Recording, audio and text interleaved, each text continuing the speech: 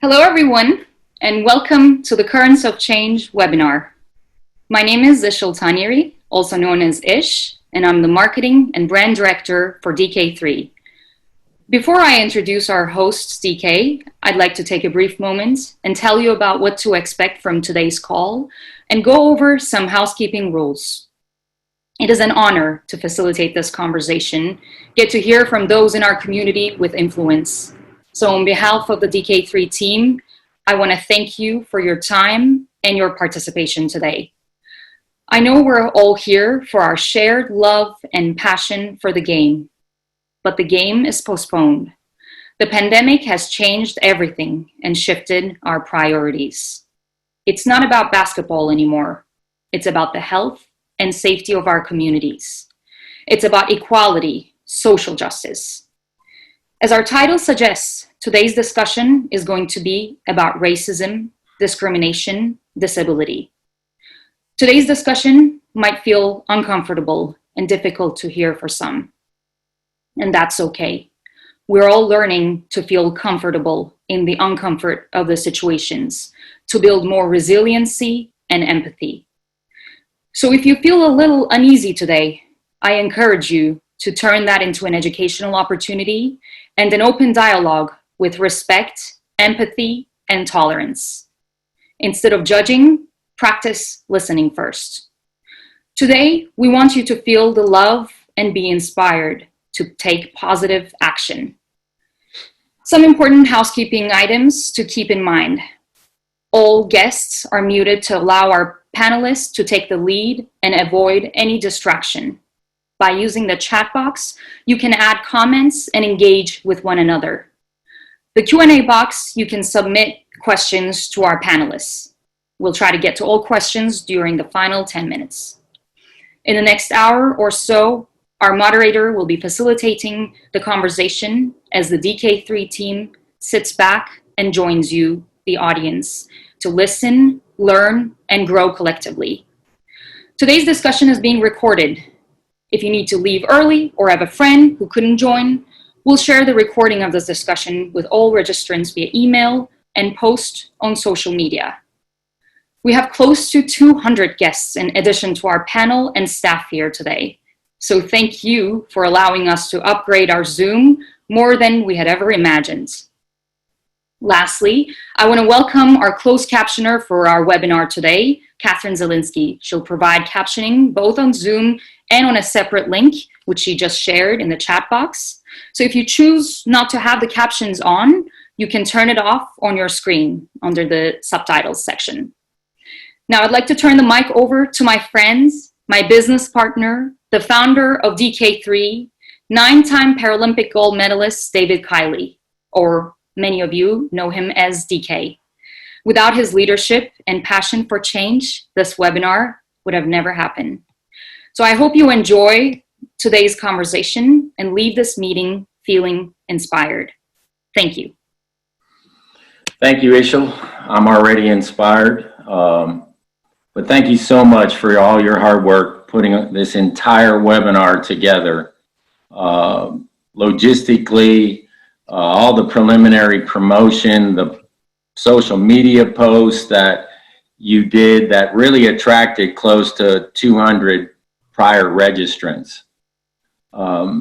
At this point in time, I just want to take a moment and offer condolence to the lives lost in both pandemics. Yes, I view COVID as a life taker, and I also view racism as a life taker.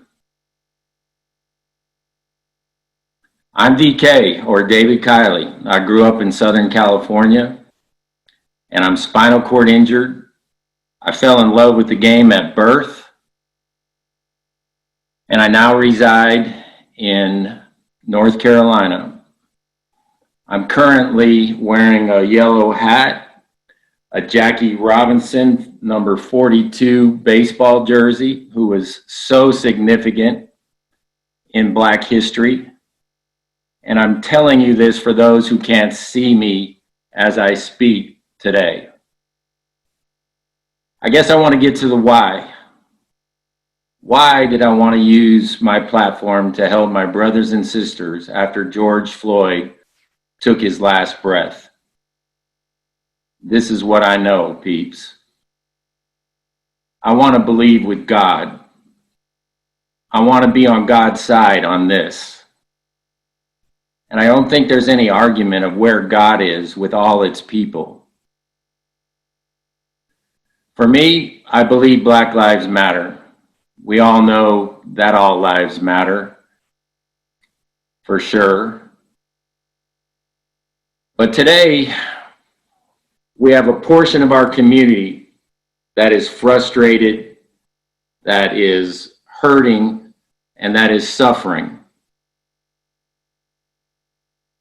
So in discussion, when I've talked to people and asked the question, friends and people who want to take a different tact, I ask, well, do Black Lives Matter?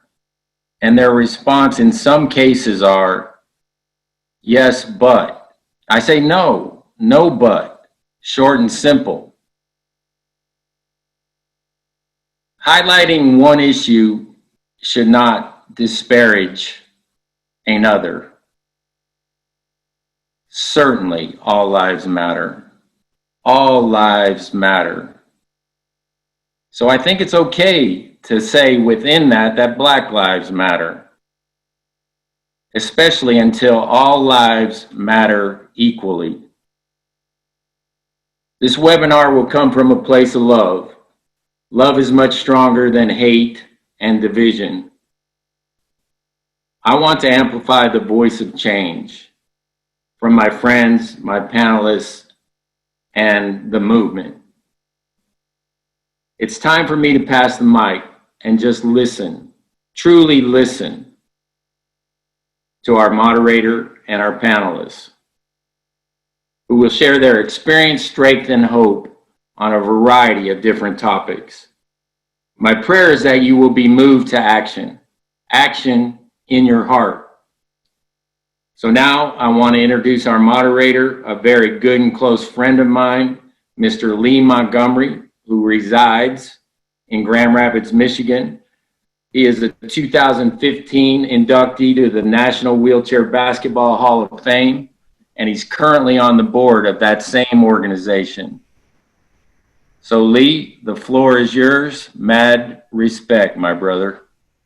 Thank you, DK and Ish, for all the work you guys have put into this event. Good afternoon and welcome all.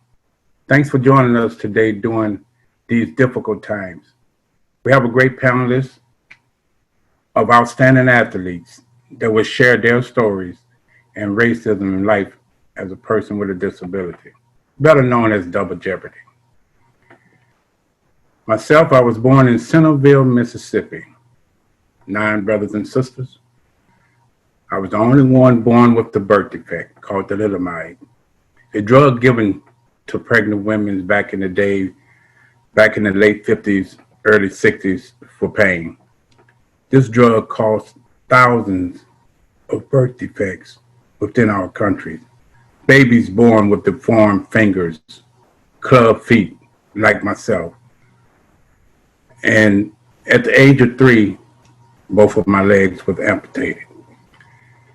So as time goes, I can flash back to one of my times back in college. I was, every morning I had to get up and walk to the bus stop. Felt like a mile walk. It was actually a mile.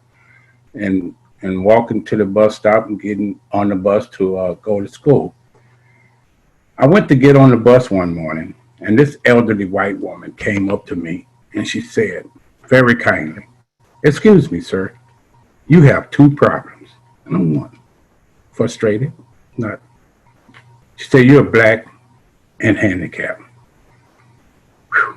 That stuck with me for a long time over the years, but I use it as a tool to up my self-esteem, to motivate, and to inspire myself to be the best that I can be. Enough of Lee Montgomery. Let me introduce to you now our panelists. From Los Angeles, California, pursuing her bachelor degree in physical education and a military veteran.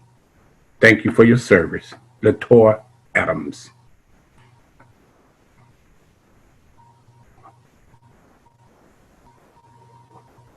From Birmingham, Alabama, member of the 2016 Paralympic Gold Medalists and played professional wheelchair basketball for Germany, Brian Bell. Thank you. From Huntingtown, Maryland, 2016 gold medalist and two-time Paralympian, Trevon Jenifer. And from Detroit, Michigan, four-time Paralympian and a member of the 2016 Paralympic gold medalist, Matt Scott.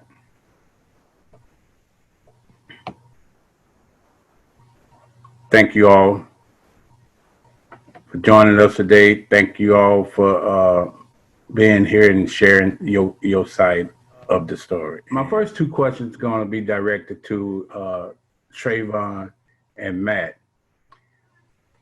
What was your childhood like with the disability where you grew up? And do you recall any challenges with racism throughout that period? You want to knock it out first, Trey? Sure, man. So my name is Trevon Jenifer. I grew up in a little city called PG County in Maryland, where it was a low income area in which, you know, I had three brothers and a sister, and that's where we were born and raised, and ultimately, which led me to pursue what I call my future and criminal justice, as which I studied in undergrad and into my master's program, because throughout the time you see, you know, your friends and family members go through, you know, this justice system, and you see the environment in which you lived and that environment that you wanted to escape as a young kid. So being able to, you know, use my past experiences to hopefully, you know, change what's going on in the future today, I think is going to be a big imprint. And I'm just happy to be here and experience and given my experiences from what I've seen through my youth, and able to give people that understanding that we can start change, but that change starts with us and our communities today. Definitely. First of all, I want to say thank you for having me here. I have a great respect for everybody here, and I'm very, very lucky to be having this conversation amongst you all. Like Trey was saying, me growing up, I think it's all about sort of your social class and like where you were, like what you were born up in. So it's, you know, a socioeconomic issue sometimes. You know, I don't think that it was necessarily a race issue that I ever dealt with. It was socioeconomic. So I grew up around people that looked like me. So nobody was racist to me, but I think that I dealt with challenges because of a cycle of things that my community sort of deals with, like poverty and things like that. So just not dealing with the same level and the same equality of what do you call it? Just having different. Excuse me. I'm sorry. Just having the same. I can't think of the word. I'm sorry. Just having the same situations, just like everybody else. I think the equality is really important, and I think when you grow up in that socioeconomic struggle, is just you sort of get put in that cycle, and you just keep going on that cycle. And growing up with the disability like myself, you know, you go through all the avenues of the stairs and the social life that you try to become part of. Thank you, gentlemen. And Brian, you acquired your disability at a young age. Can you talk about your upbringing and how your race shaped your identity before and after your accident? Yes, of course, Lee. I want to first say thank you for having me here. So first, I want to talk about before. So as a kid, I was living in a predominantly all Black neighborhood, low income as well, in Birmingham, Alabama. Grew up in a single parent home with my mom and younger brother. As a kid, you know, typical, interested in sports and such, and mainly I only interacted with people of my, you know, own race, mainly Black community. So I didn't really kind of interact with other different races. But as a kid, living in the South, kind of main stigmas was, you know, you love Southern cooking, you love church, football. Of course, football is really big down in the South. So that was kind of a big identity for me. Before, my grandma was a big influence because she lived with us when I was a kid for a long time, especially with my mom working 2 jobs, trying to, you know, take care of 2 boys who constantly getting into trouble. That didn't help her. But I love hearing old stories from my grandma about kind of stuff that happened old days and stuff like that, and what happened, especially down in the South, where a lot of the historic Black communities, like the drive, started to for equal rights and stuff like that, especially in Birmingham. So much history there. So it was kind of neat to kind of hear from her and her experiences. Afterwards, I got hurt. I would say basketball in general kind of brings people together. It doesn't matter about race or disability. I would say that after getting injured, having a prosthetic, I even tried able-bodied football. That's how much I loved it in middle school. Of course, didn't work out that well with one leg playing football. But then I was able to find wheelchair basketball, and that avenue kind of opened my eyes to a different world. I was able to interact with so many other people of different race, and communicate with them, share my stories, hear their stories, and kind of grow together. That's wow. Thank you, Brian. Yeah, I played football, but one of my problems was, you know, once I got tackled, then my legs came off, and that was the end of that story. Yeah, I had the same problem. So, Latoya, give us your perspective as a military veteran, as a Black female. Did you experience racism and discrimination? If so, how? I experienced both, but first let me say thank you for allowing me to speak here. I appreciate the time. I joined the military to contribute to my country and to see the world, of course. During the time of my military service, you had a don't ask, don't tell policy for gay men and women, which I felt I would be protected in the service because I've always been out gay. I didn't think a lot about racism when joining the military. I don't know if that was because of my age or just being comfortable. My main concern was how would I be accepted because I'm gay. The basic training was challenging, but it was extremely rewarding at the end. When I started basic training, I had several drill sergeants that judged me by my hair. Just, you know, they thought that maybe because I had a short haircut, I wanted to be a man or a boy. I wanted to portray something that I wasn't, and that was never the case. That was just my life, you know, with the short haircuts. So I would get harassed a lot by doing constant push-ups. Just it always been a conversation of, you know, do I like girls, which is a policy at the time. You don't ask, you don't tell. After being harassed a lot and understanding what they were doing to me, basically trying to break me down so I could quit, that gave me the motivation to not worry about how people see me. Like, not necessarily my color, but because of my haircut or how you portrayed me to be. So again, yeah, that gave me motivation, but at the same time, I was confused on how my looks gave the impression, I didn't understand how my looks was important when it came to serving the military, becoming a soldier. You know, I thought if I did what you asked, I would be okay, but it wasn't that case. In basic training, I was called a Black dyke by a soldier who was clearly intimidated from my work that I did.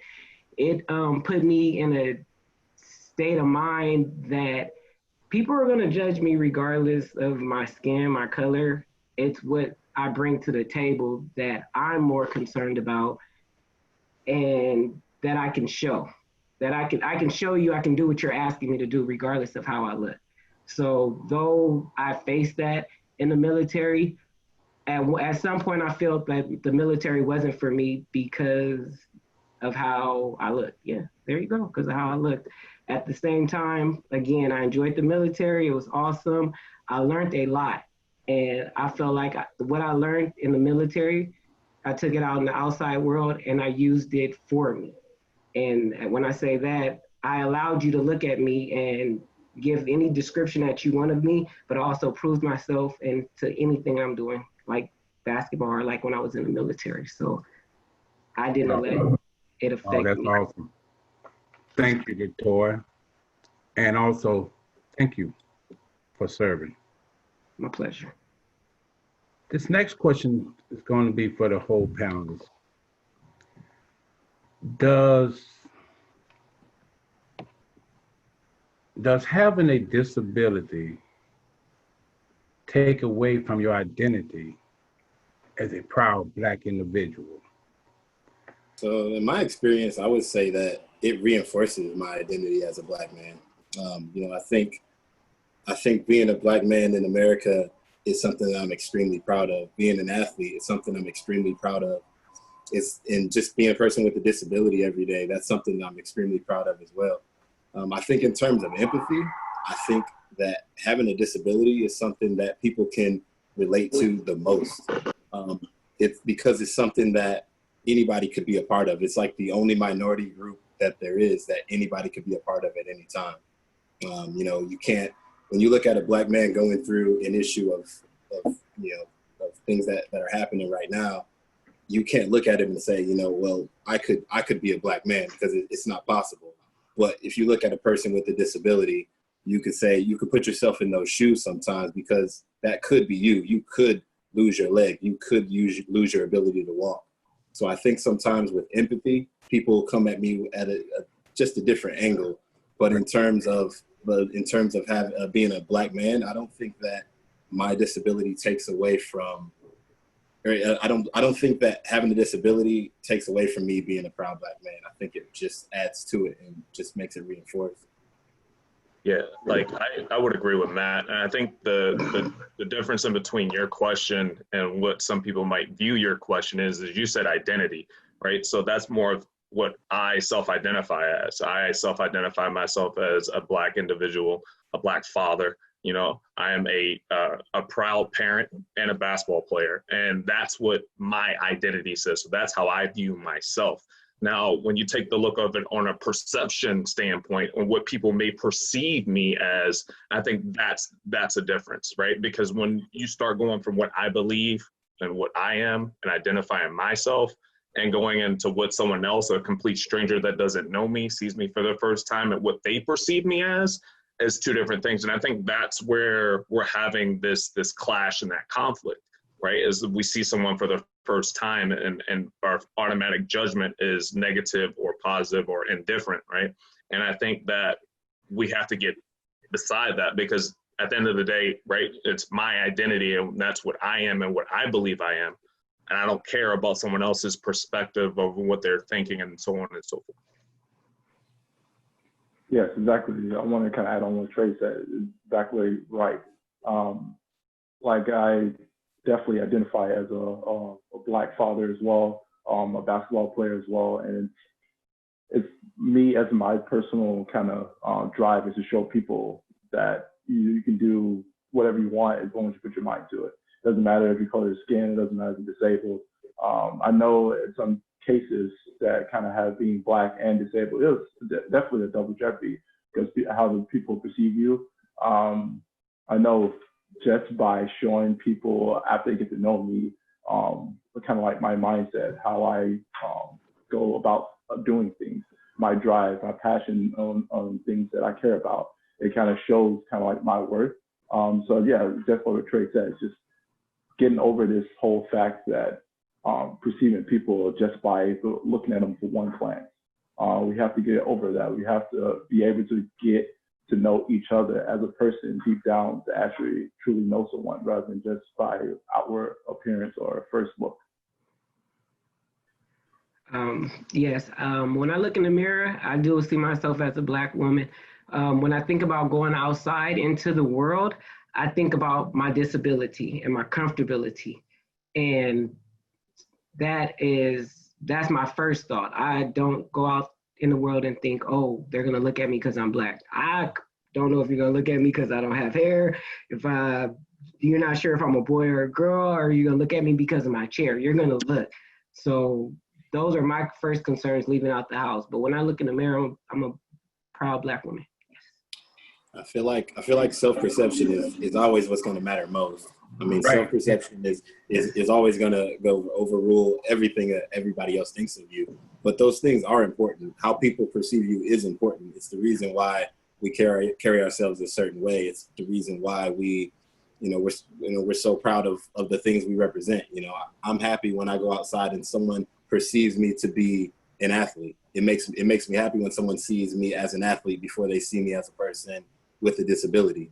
I'm immediately offended if they see me as someone that, because I have a disability, I need help, or if they perceive me that because I'm an African American male, that I am a certain way. If they see me and maybe they could be afraid of me or look down on me, or so I just think that self-perception is always going to just override that, because I carry myself with the confidence, and I think that's really important for people to do. But sometimes it's hard to have that confidence because the way that society perceives you, and there's that society perception that sort of holds people down a bit. Yeah, and I completely agree with you, Matt. And I think that, like you said, and it's the way that we carry ourselves, right? If we carry ourselves with that confidence and you illuminate that confidence coming out of you, then people automatically see that person, say, that person is confident in what they're doing no matter what you're doing. Yes. Yeah, we're actually role models to people with able-bodied individuals, because they look to see what we're capable of doing or not. But for me, I would say no, because I can remember the elder woman saying, "Excuse me, young man, you're Black and handicapped." And I can say that she was right about one thing. I am Black and very proud, but I'm not disabled, the new term today for handicap. And as an individual Black man in America, coming up in my days, you have to forget about what other people think of you, how they look at you. And because, excuse me, I had that problem of appearance because of my disability with the deformed fingers and whatnot. So my conversation with people would be more like, okay, I would wave a hand, and all of a sudden, wherever my hand went, their eyes follow, and then they would kind of lose sight on what we're talking about. So that acceptance part for me coming up was a challenge, and God got me through all of it. So yeah, people would perceive us as war veteran or part of war because you're disabled or some sort, but we can't control what people think. We just have to do what we can do to move on to the next chapters in our life. I think these are all sort of like really, really great points that we're hitting on. But right. I think sometimes when you get in a situation, as we have in America at the moment, where you're stopped by the police and something goes wrong, we can't just say it doesn't matter how they perceive me, because it does. Like we're seeing that is the issue. It does matter how they're perceived, because now they're perceived as a threat because those are Black people that lost their lives. Those people were perceived as a threat, and I think that's the uncomfortable issue that we're talking about. So it does matter how we're perceived. It does matter, and I think that's a societal thing, but that's a thing that we need to take care of in the African American community. How can we change the way that we're perceived? How can we change that? Why are we a threat? What is it that we can do that can add to the positive perception of African American with disabilities? I know that or not with disabilities, I'm sorry, just African Americans in general. But I know that everybody here is living a positive life. You know, Latoya, you know, represented our country. You know, thank you very much. You know, me, Brian, and Trey, we're athletes, and we try to promote positivity. I think that those types of things are so important, so we can stop with that vision that African Americans are a threat to you, you know, or to people, or to the police. We have to get that sort of negative perception out of there. And great point, Matt. Matt and Brian, this question is going to be addressed to you guys. Being a professional Black athlete living in Europe, what are some of the challenges you see there, if any? How different from the U.S.? You want to knock it out, Brian? This, Matt? No, you got it, man. Yeah. You started. I'll knock it out. So I kind of lived two places so far. I lived in Italy for 4 years, in Germany for 4 years. My time in Italy, I just think just in general in Europe, I just feel like they kind of perceive you as an athlete first. I just feel like it's less kind of prejudice, I would say, to people with different race. I just feel like they're just all about like nationalism. So it doesn't matter if you're a different race, it just matters if you just represent that country. And that's kind of like a great thing about kind of the many countries in Europe, is that that's all that matters. As long as you're representing that country in the most positive light, and that's what the key. And then, yeah, the athletes over there, they just treat us, you know, kind of like close, like professional athletes here.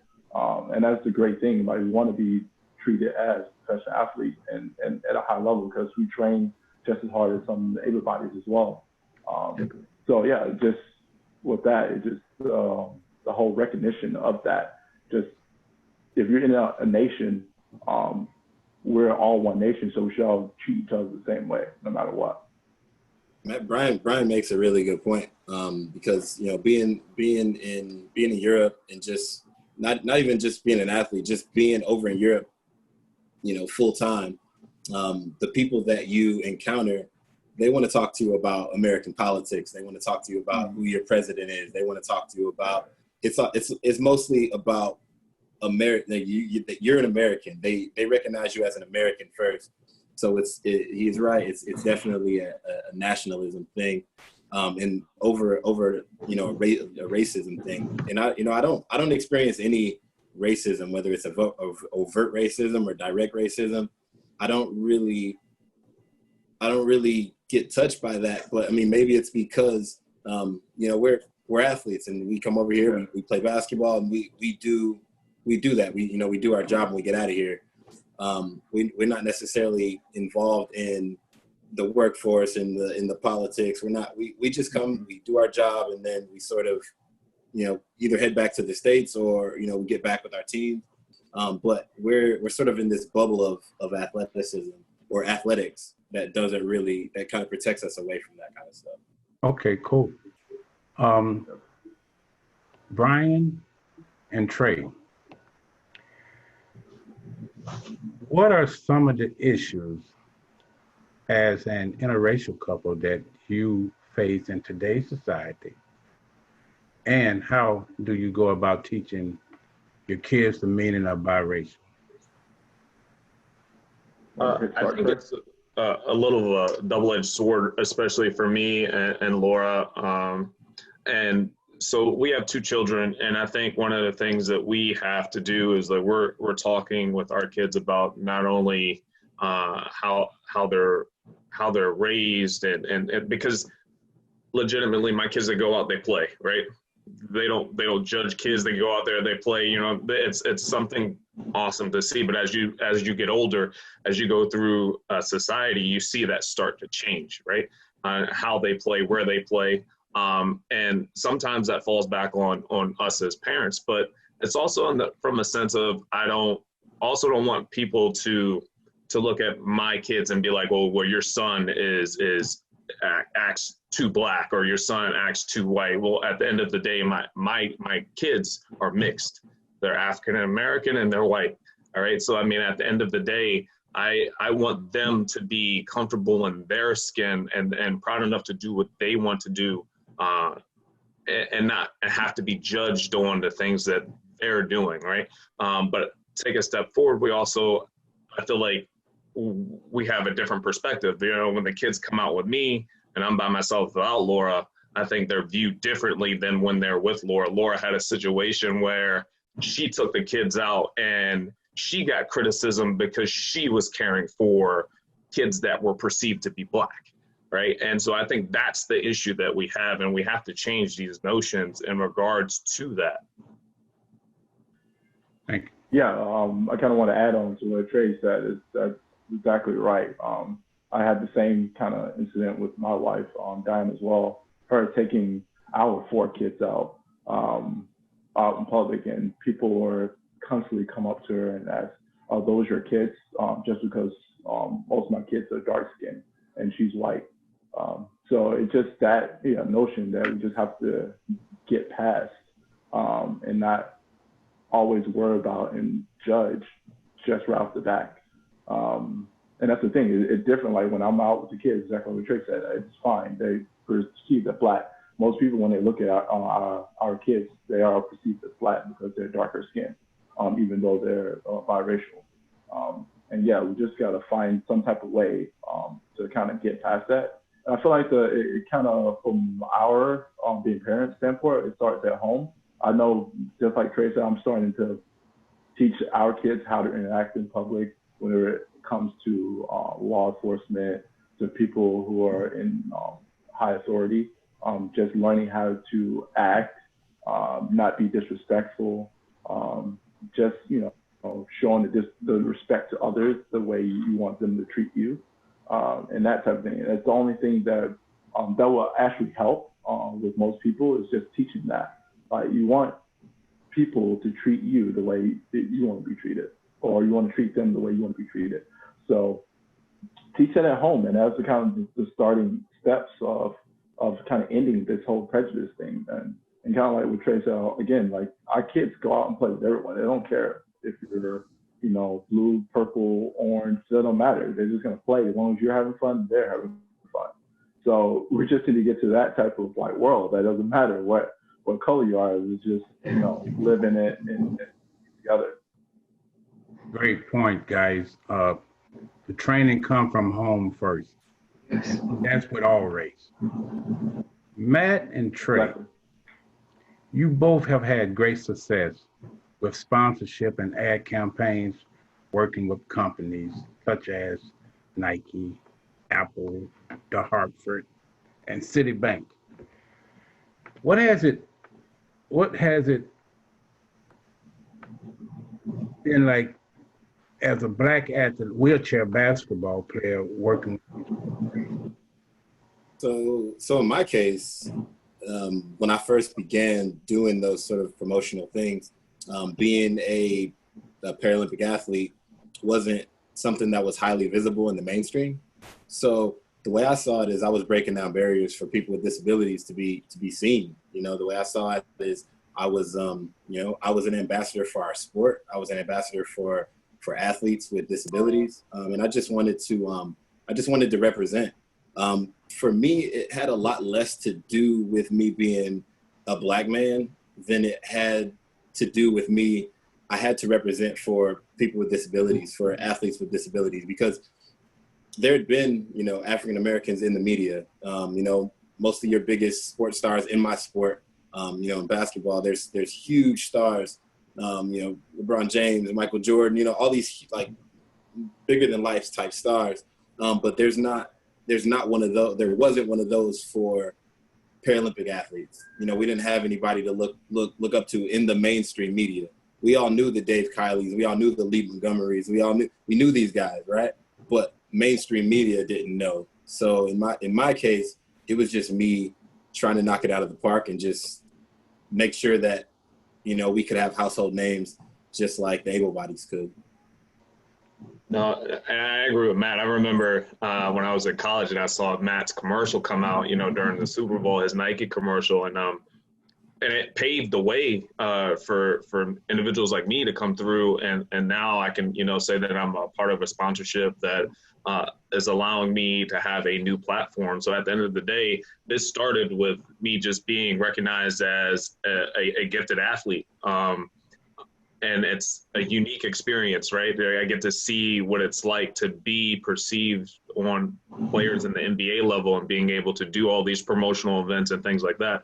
But it also opened my eyes into the sense of when you have situations like these, the type of backing that you get from a corporation that is willing to make change in our community. And I think that like the organizations that I'm working with who are working with like And Pizza and City, they're throwing millions of dollars at justice reform and making ensure that like us athletes have a platform to be able to reach people that we haven't been able to reach before. And I think Matt hit it on the head when he said that it started out within our community as Paralympic wheelchair basketball disabled community. That's where it started, and it's starting to grow. And because of them giving us a platform to be able to be heard not only nationally but worldwide is something that's going to be huge. So I think it's really excited important what we're seeing, but I'm definitely want to see like where it's going to go for sure. I think it's really important what you said is that, it's that starts in our community. I know that, I have sponsorships that deal within wheelchair basketball, like my connection with Performax. And I know that they've always done a really good job of pushing us up. I know, Brian's involved with them as well. I believe TREY as well.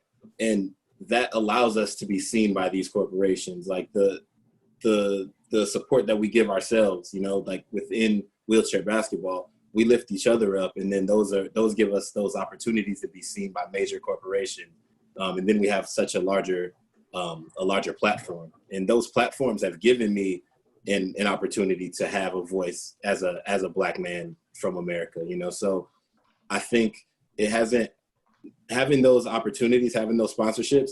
I don't think that they don't give me any feeling just about, necessarily race or anything like that. But being a Black man is that being one of my identifiers, that allows me to have that platform as a Black man. And people sort of resonate with that because they identify with me, and those corporations have allowed me to be seen. Great. I have to say, from me, you guys are representing wheelchair basketball very well with these corporations.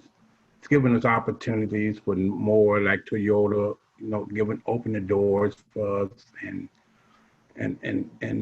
putting our sport up there. And thank you. Now, during some of those times, guys, the commercials that you do, Matt, I've seen you in one.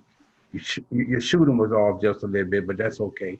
We'll get past that. But I was pretty though. How many takes did they have to do for you to make a basket or something? I'm one take every time. Take every time. Lee.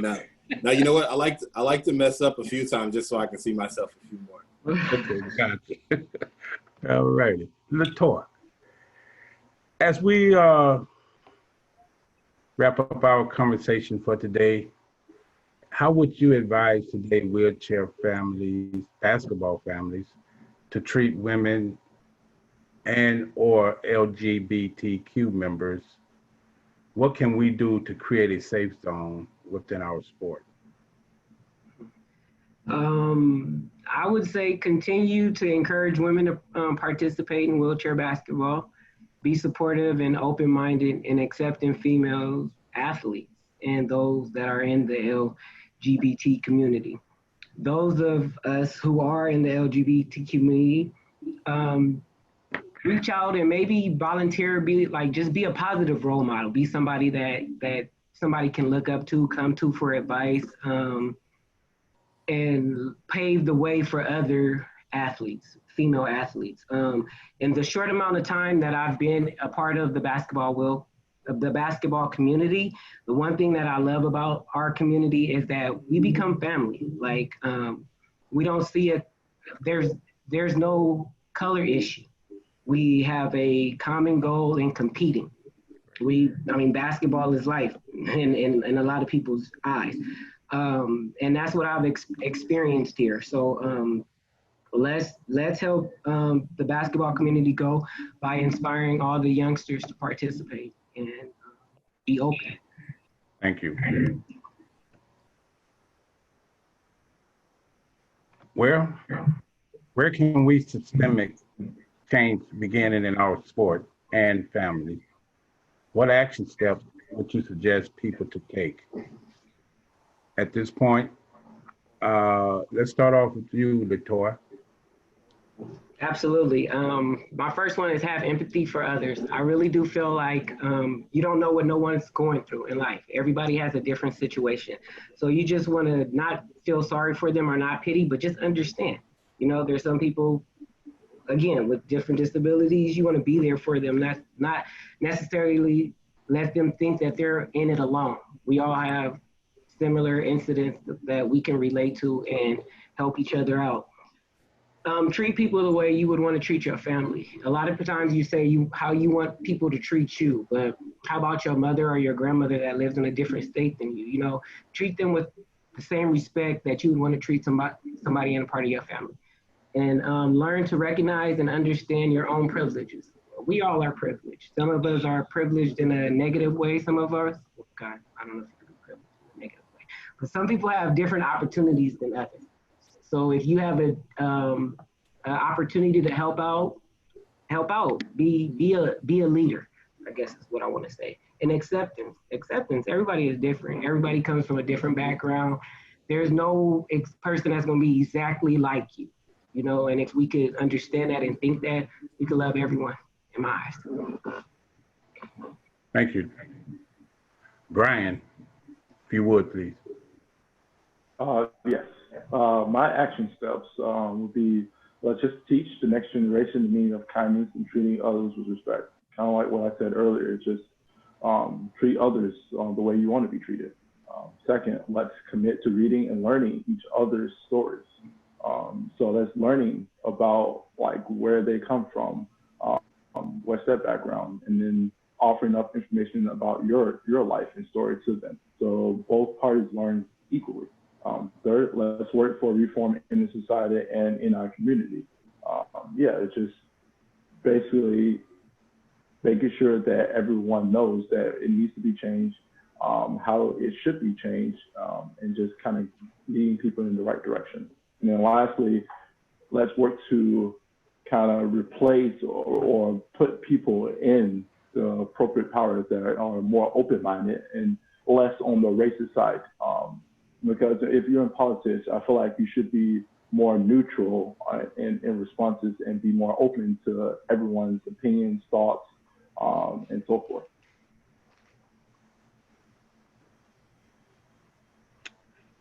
TREY. Yes, sir. So for me, the first step is about unity, and I think that's something that we've seen come through in large magnitudes from day one. All right, it's about coming together as one, and what's awesome to see is that we're all reaching towards a common goal, right? And Toy said it best. I think that we're a community that's coming together, and when we have one mission, it's easy to accomplish that mission when that mission is that one thing that we're all going for. So at the end of the day, if we're all trying to do our own separate things, we're going to be divided more than united, and I think that's something that we have to change. And one of the ways that we change that is by being proactive. And being proactive means we want to make sure that it doesn't die down. One of the things I think I've seen is that we've had tragedies like George Floyd and you know, national tragedies again, like 9/11. Like we have these tragedies and people are able to come together, and they're able to come together in this time of hardship. And one of the things that we need to be able to know is that it doesn't stop. Once the dust settles, we can't just be content and go back to what we were before. We have to continue fighting in our communities for what we were fighting for. Just because we're 365 days away from the tragedy doesn't mean that our message changes. One of the things that I've seen is that the wording of Black Lives Matter has been the same, but the only thing that seems to change from time to time is that victim's name. And we need to get past that, and we need to get forward in doing that. And the way that we do that is by staying educated on, police laws, politics. At the end of the day, we need to put those people in our communities in a position where they can take action. Sometimes at the end of the day, the words don't get us as far as our actions could or would. So I think that that's one of the things that we have to do. We need to start seeing those individuals of power come from our community, because that's the people that have that understanding and that voice for the community. Thanks, Trey. Matt? Hey, yeah. So can everybody sees that? Everybody sees the screen? Is that correct? Everybody that's part of it? Yes. Yeah. Okay. Yeah, definitely. Because I just wanted to just sort of, I mean, those are all very, very direct. I just think that when promoting positivity, huge. I think that if you believe in something, if you believe in, for example, the Black Lives Matter movement, promote the things that they're doing that's great in the community. I think that sometimes, you get sort of caught up on the things that are being promoted on, social media or, just in the media in general, that don't necessarily give what these things have, the positive things that they've created. Millions of dollars are being raised, entire communities are being changed. I think those things need to be promoted. Educate or become educated. That's pretty simple as well. If you don't know, find out. If you do know, let everybody else know around you.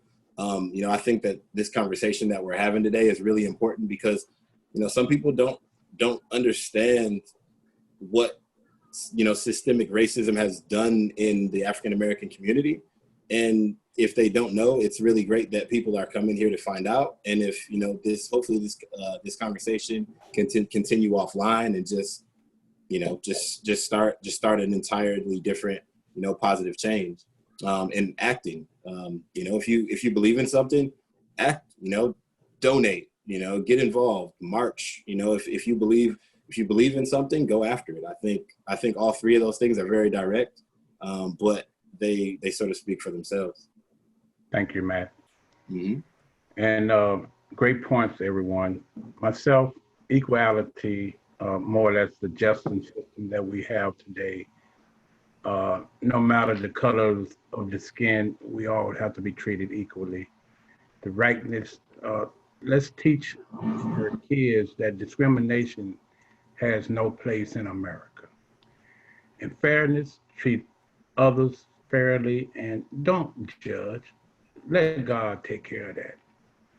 And if you haven't registered to vote, get out and vote, because that's one way of our words being heard to all the politicians that are out there that causing some of this. So let's put it in God's hand and move forward with our lives and do what we can to make the difference. I'd like to take this opportunity now and thank the panelists. You guys are great. You always have a special part in my heart. DK, thanks for putting this on.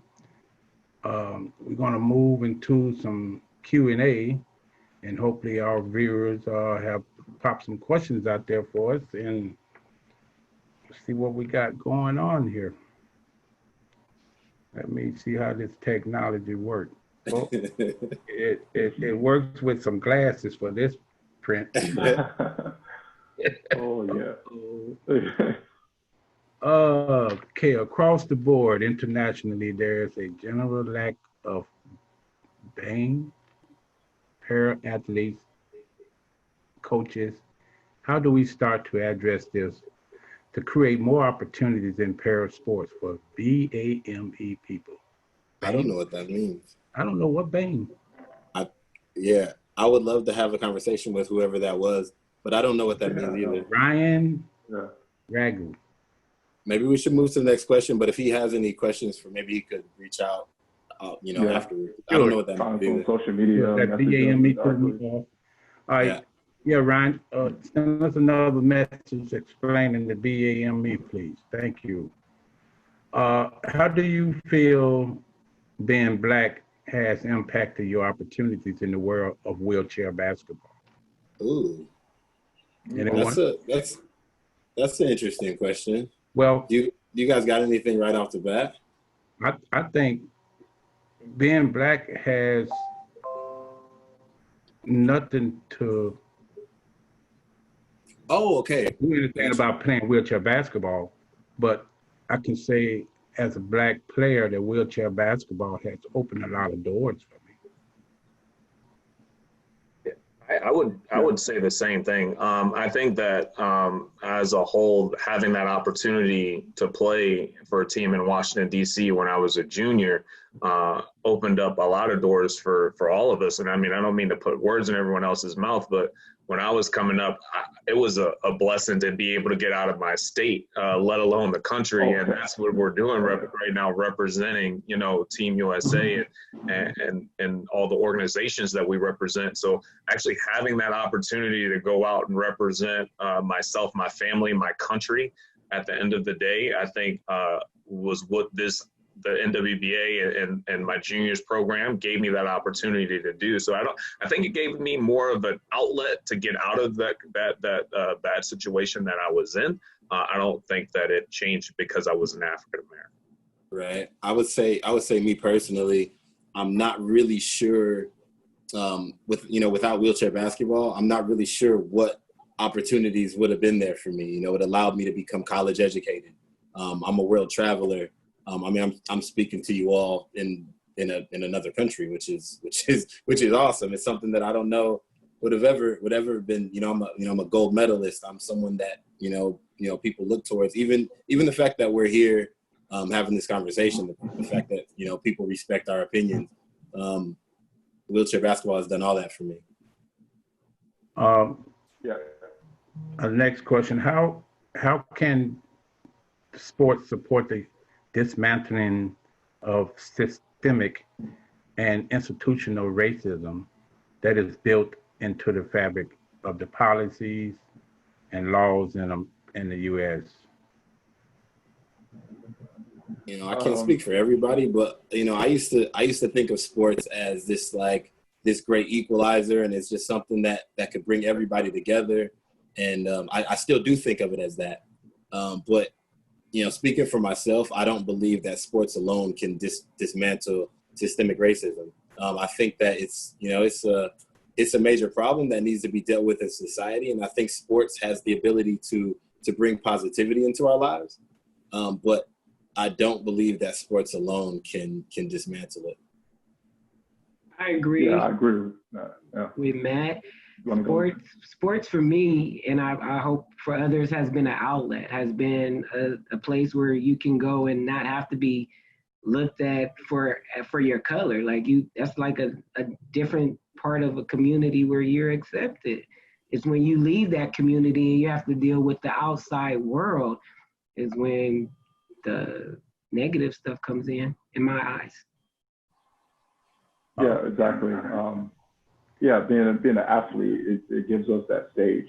Just like some of the pro athletes like LeBron James, stuff like that, they have that opportunity because so many people see them, watch them, follow them, to kind of create that voice of movement. It's kind of like what Matt said, is they can't only rely on that, but it's definitely a great starting point. And athletes, just like kind of like what we're doing now in our sport, I feel like the role models of the next generation need to do that. They need to kind of voice their opinion so others can hear, so then they can spread the word more and make sure that it hits all the communities. And then hopefully it will kind of help stem some change in the political world. Do you think your disability caused others to treat you differently from a racial perspective than you might otherwise be treated? I think personally, being disabled, people treat me differently. People are always trying to open the doors for me and do this for me. I'm very independent, but they don't know that because they're showing their kind heart. So somewhat a little bit.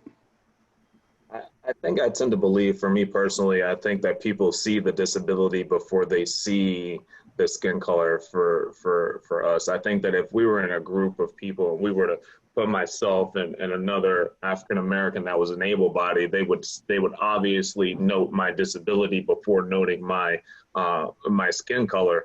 But again, like we were talking about before, that doesn't change my identity and what I choose to identify as.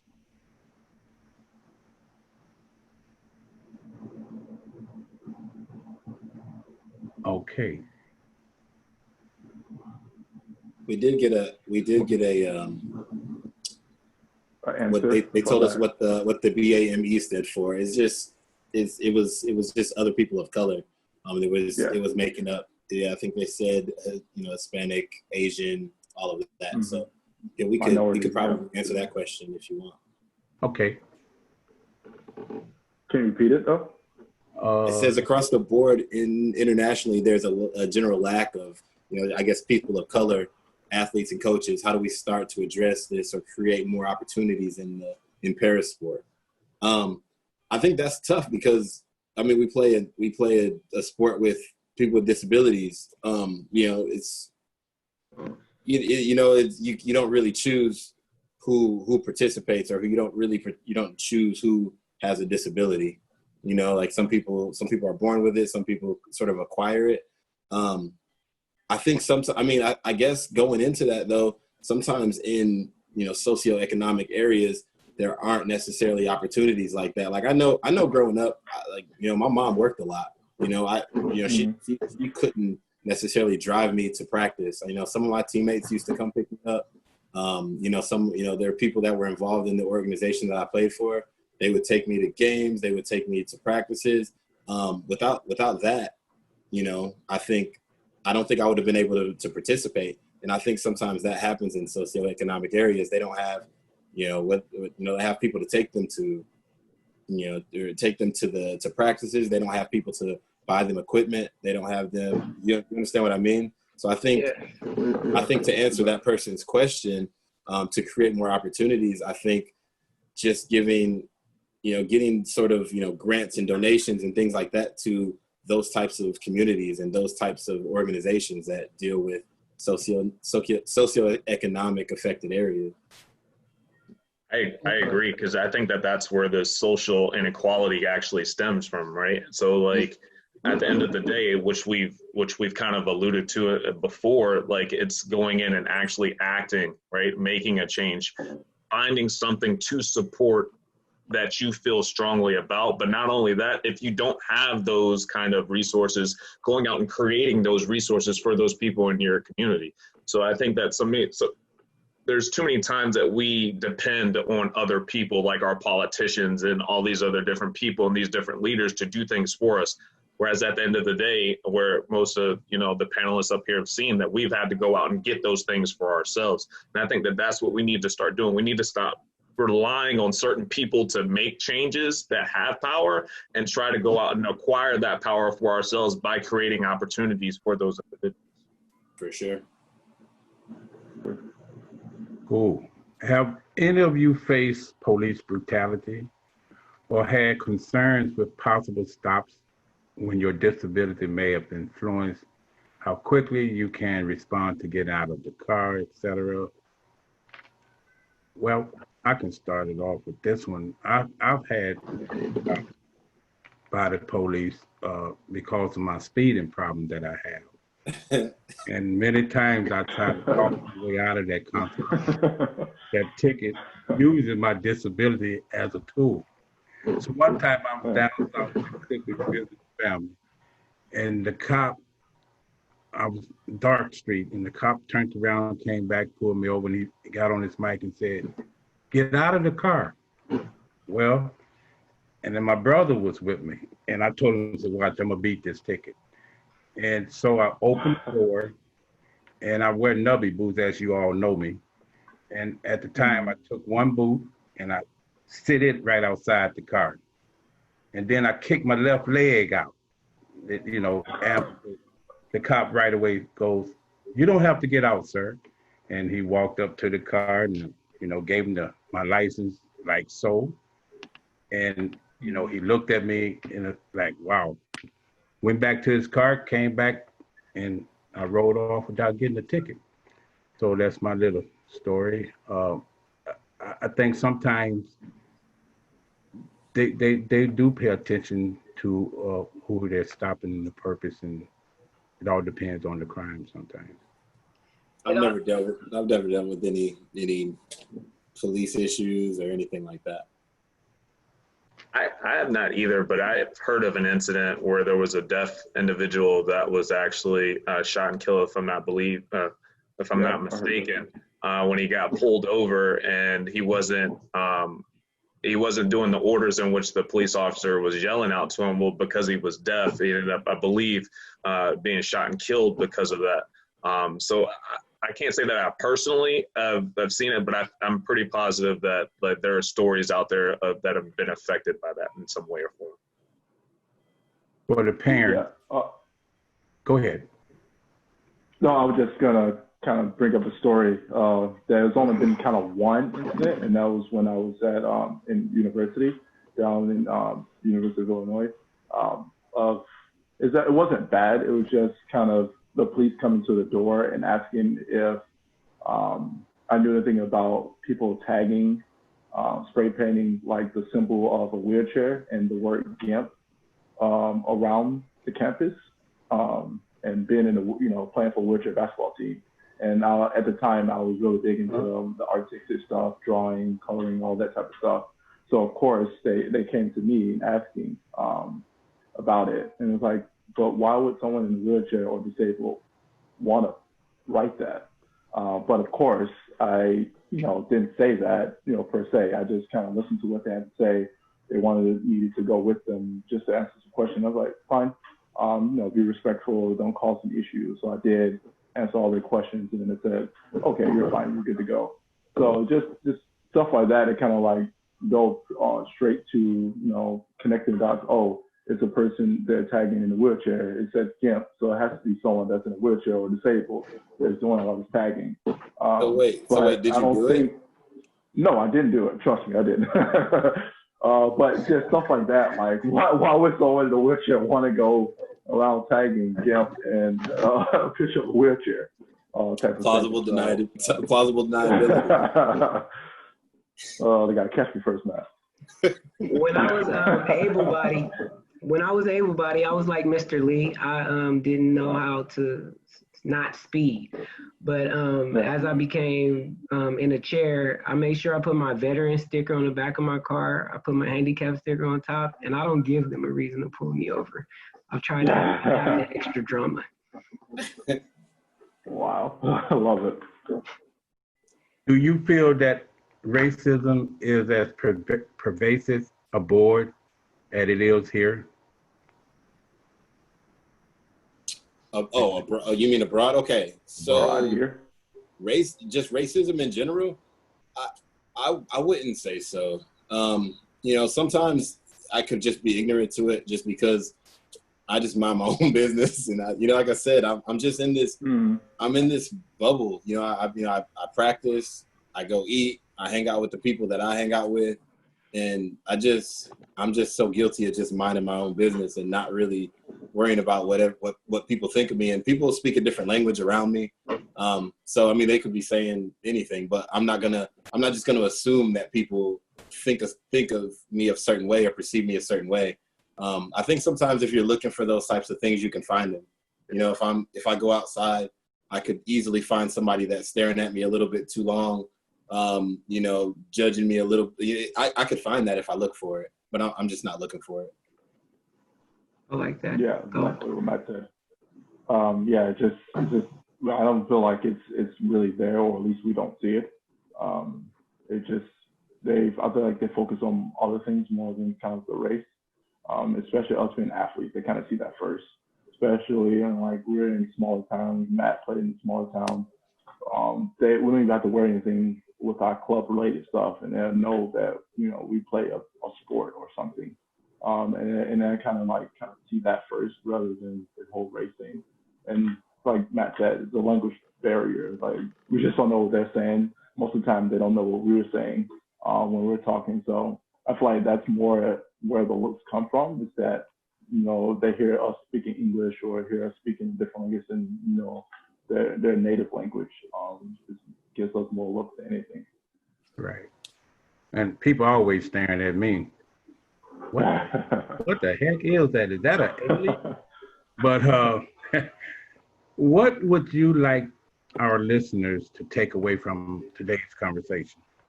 Oh, that's a really good one. I hope that it's created a conversation, and maybe not even one that ends after we end here. If anybody, feel free if they want to reach out. I'm sure Brian, Toy, Trey, even Lee, DK, anybody that has anything that you want to talk about off of this. I just hope it starts a conversation.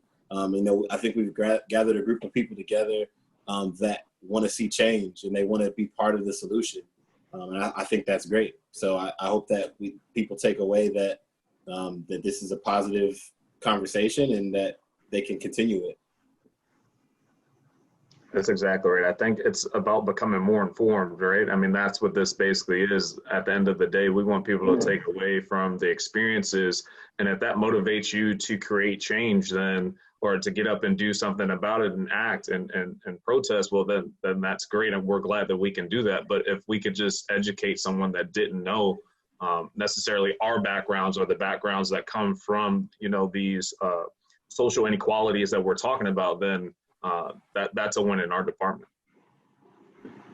I think I would like for people to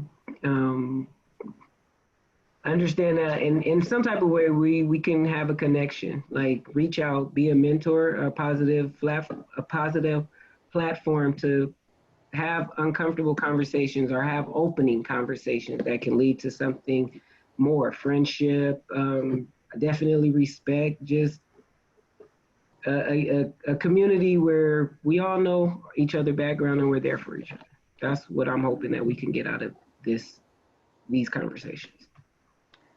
Well, yes, exactly. let me take these off so I can see. Thank you all for your time today. It was awesome.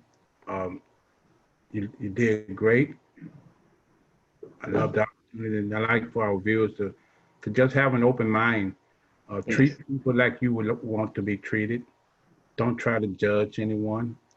Help educate those to understand racism is not welcome in America and the reason behind it all. So at this point, I would say thank you. And for me, God bless each and every one of you. DK, what's up? Wow, incredibly powerful time, incredibly powerful moment in time with you all and your experience, and where our sport and his family have truly worked towards solution, not division. And the slide that is going to go up now kind of says it all once it comes up. But God created our skin tones with beautiful variety, but all of our souls are the same color. So color for me, I've used this often, is that it was never the deal unless your jersey color was different than mine. Then you became an adversary or an enemy, but truly only for that period of time that the game lasted, unless you really did something that crossed the line. But being in that position and having just saying that is not enough for me. If I just sit in the middle and proclaim that I don't have an issue with color, I still am feeling now, as I'm more educated, that I'm complicit to the problem unless I provide more education and more action. So let us unite in all the difference, in all our difference, and celebrate it, not based on color, but based on our heart and soul. Thank you to every participant who took the time to listen and open your ears and heart to us. All the love to our panelists and our moderator for being so honest and really good. Be on the lookout for our recorded version of this webinar that you will be sent, and hopefully you will share it. Have a great day, unless you have other plans. God bless you all. Peace out, everybody. Thank you for your attendance. Goodbye, everyone. Thank you. Thank you guys for having us. Be safe. Thanks, guys. Stay out of trouble. Wear your mask. For sure.